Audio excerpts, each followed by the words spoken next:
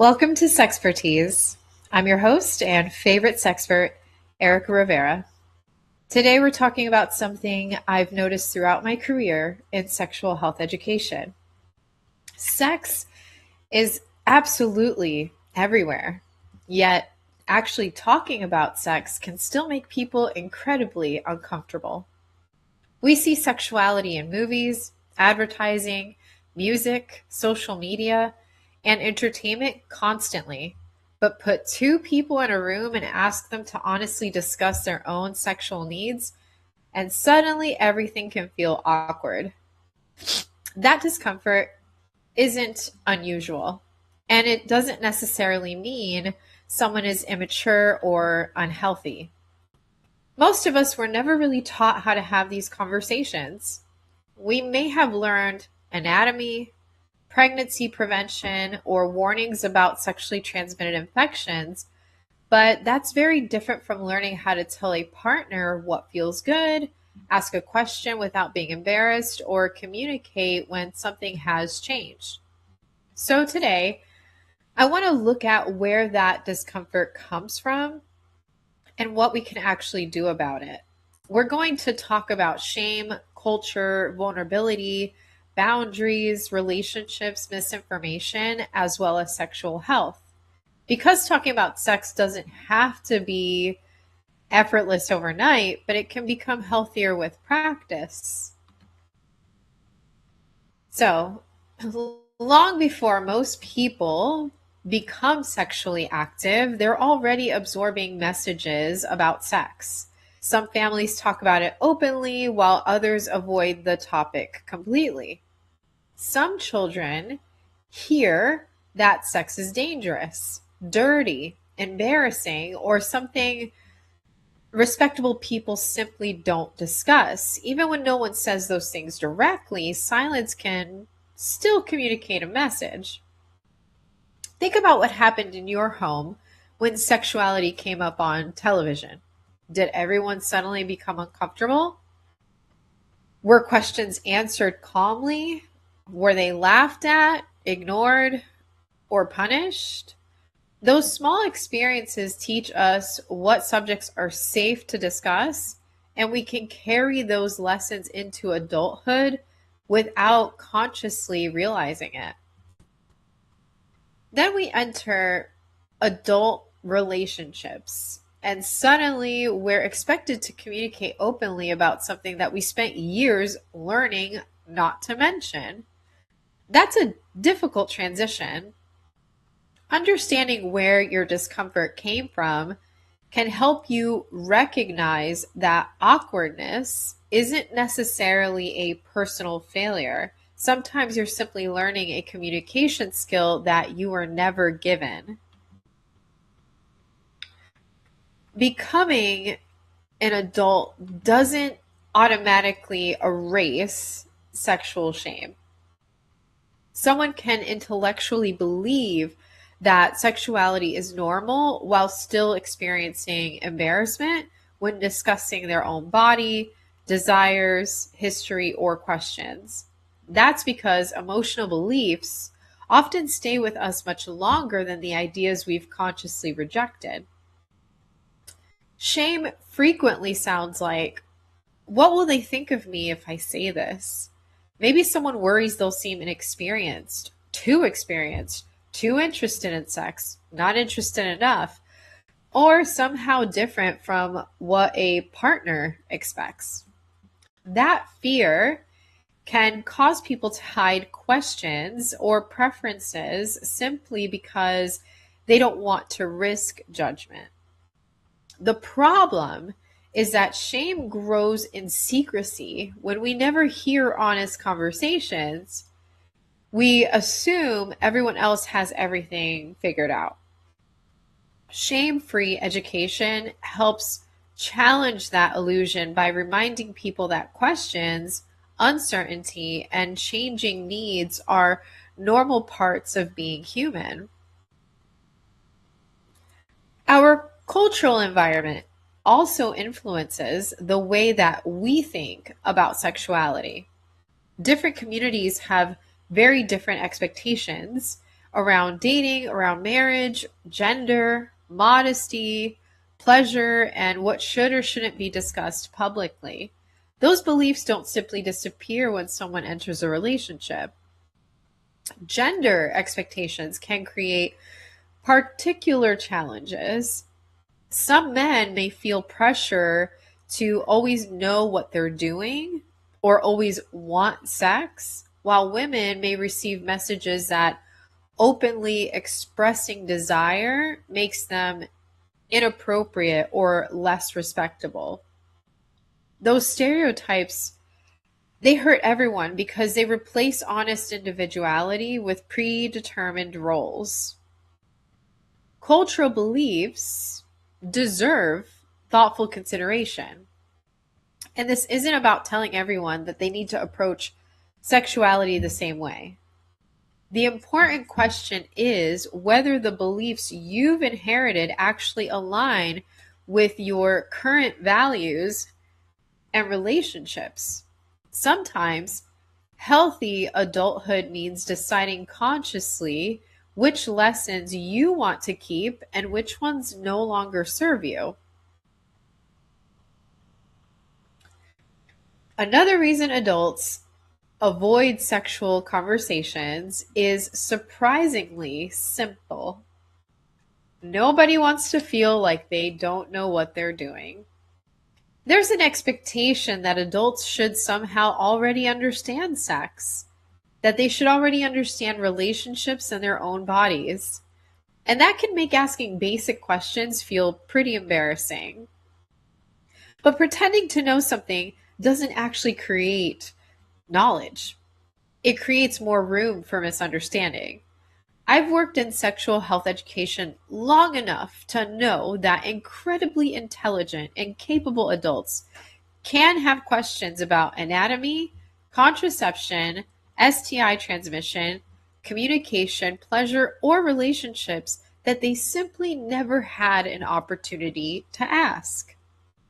Curiosity isn't incompetence. Being willing to ask a question is often a sign of responsibility because you're choosing accurate information over assumption. We should be much more comfortable saying, you know what? I actually don't know. Can we talk about that? So, sexual communication feels especially personal because sexuality is connected to vulnerability. When someone shares what they want, what they're insecure about, or what they enjoy, they're revealing something intimate about themselves. And that creates emotional risk. Imagine telling a partner about something that you want to try and wondering whether they'll laugh, judge you, or think differently about you afterward.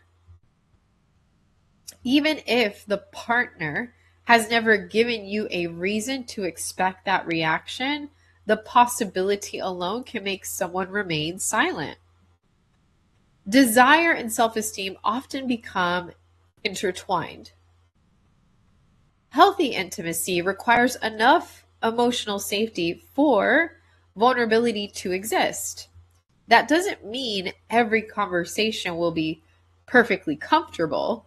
It means both people create an environment where honesty isn't punished, mocked, or weaponized later. Talking about what you enjoy can actually be harder than people expect. Many of us are taught to focus on pleasing a partner rather than identifying our own preferences. And that can lead to years of assuming the other person should somehow figure everything out without guidance. No partner is a mind reader. Even something that worked beautifully in a previous relationship may not work for someone new because people are different. And even within the same relationship, preferences can change depending on stress, health, age, medication, emotional connection, or simply where someone is in life. A healthy conversation doesn't have to sound like a formal performance review. It can be as simple as, I really like it when you do that, or can we try something different? Positive communication makes intimacy collaborative instead of turning it into a guessing game. Just as we need to feel comfortable expressing desire, we also need to feel comfortable expressing limits. Boundaries are an essential part of sexual communication.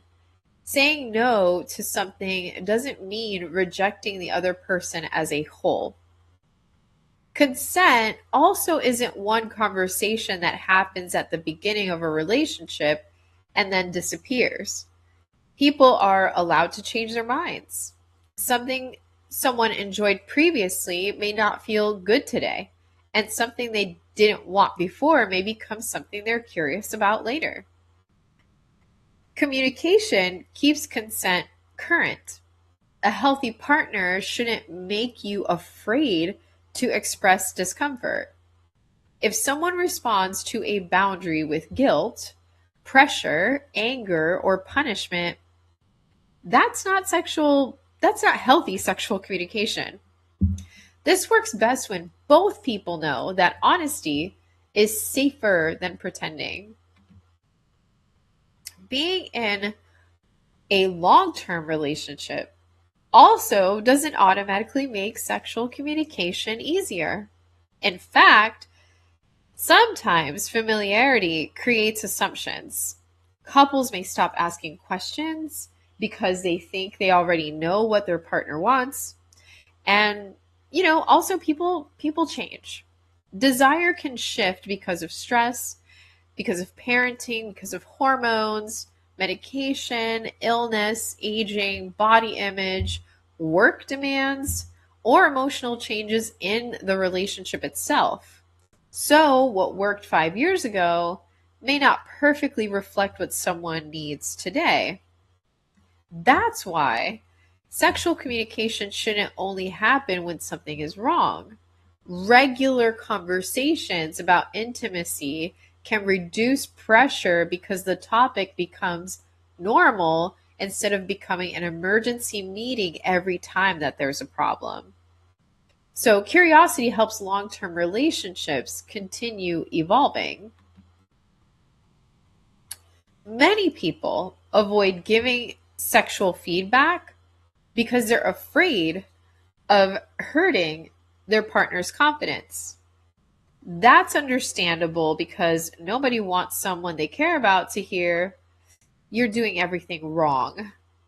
Fortunately, healthy feedback doesn't need to sound anything like that.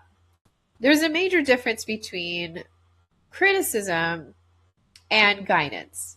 Saying, I don't like the way you do that, can feel very different from saying, I think I'd enjoy it even more if we tried this. Both communicate information, but one invites collaboration rather than defensiveness. Kind honesty is usually much healthier than pretending indefinitely. If someone believes everything is working perfectly because their partner never says otherwise, then nobody gets the opportunity to adjust. Good sexual communication protects feelings without sacrificing the truth. When people don't receive reliable sex education and don't feel comfortable asking questions, they still need information from somewhere. Unfortunately, that information may come from pornography, social media, friends, anonymous forums, or influencers who have no sexual health training whatsoever. Pornography is one example people sometimes use as education, even though its primary purpose is entertainment. That can create unrealistic expectations around bodies, performance, consent, pleasure, and what intimacy is supposed to look like. It's like learning to drive by watching an action movie. You're watching something designed to entertain you, not teach you. Social media creates similar challenges because confidence can easily be mistaken for expertise. Someone speaking confidently into a camera doesn't automatically mean their information is accurate. When we normalize questions and credible education, people have fewer reasons to rely on misinformation in the first place. Some sexual conversations aren't just about intimacy, they're directly connected to health.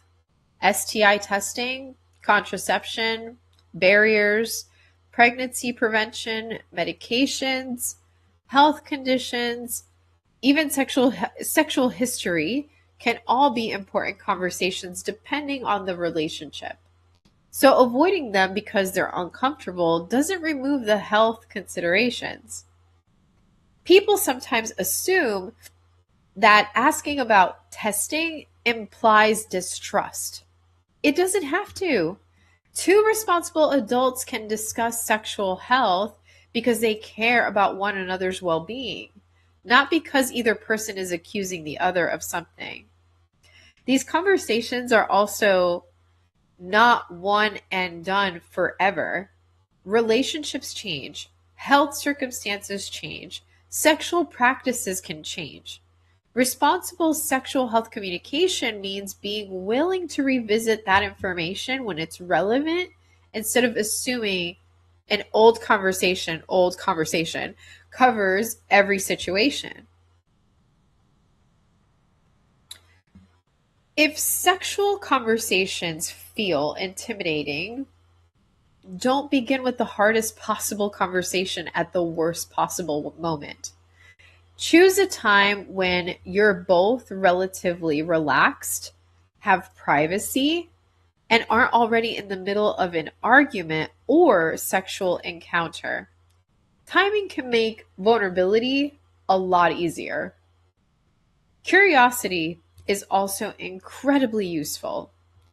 Instead of making assumptions, ask open questions like, how have you been feeling about our intimacy lately? Or, is there anything that you would want more or less of? Questions create room for dialogue rather than putting someone immediately on the defensive. And start small. You don't have to resolve your entire sexual relationship in one conversation. Building comfort gradually teaches both people that this is a subject they can discuss safely, which makes future conversations easier. Healthy sexual communication is respectful, it's honest, and it's mutual. Both people should have room to express desires, ask questions, set boundaries, and disagree without fear of punishment. No one should feel obligated to say yes simply to protect the relationship. And it also involves listening to understand rather than listening only to respond. Sometimes a partner may share something that surprises you. You don't have to immediately have the perfect answer, but you can remain curious and respectful while you process what you heard. Most importantly, healthy communication isn't about getting your way. It's about creating enough trust that both people can be honest about what works for them. When people don't have to perform or pretend, intimacy has much more room to become genuine. Talking about sex becomes easier the same way most communication skills become easier, and that's through practice. The first conversation may feel awkward, and that's okay. Awkward doesn't mean unhealthy. Sometimes it simply means you're doing something new. The more we normalize respectful sexual conversations, the less power shame has over them. Asking questions Discussing boundaries, sharing preferences, and talking about health shouldn't be treated as evidence that something is wrong. It's often evidence that people are trying to take care of themselves and one another. Ultimately, healthy intimacy isn't created by magically knowing everything. It's created by two people, two or more people, who are willing to stay curious, communicate honestly, and keep learning together. And the more comfortable that we become having those conversations, the healthier our relationships can become. All right. So thank you for joining me on Sexpertease. I have horrible allergies and I didn't want to interrupt my flow to tell you that. I'm sure you could tell. But just want to say thank you for joining me tonight. And please stay curious, stay safe, and we will see you next time.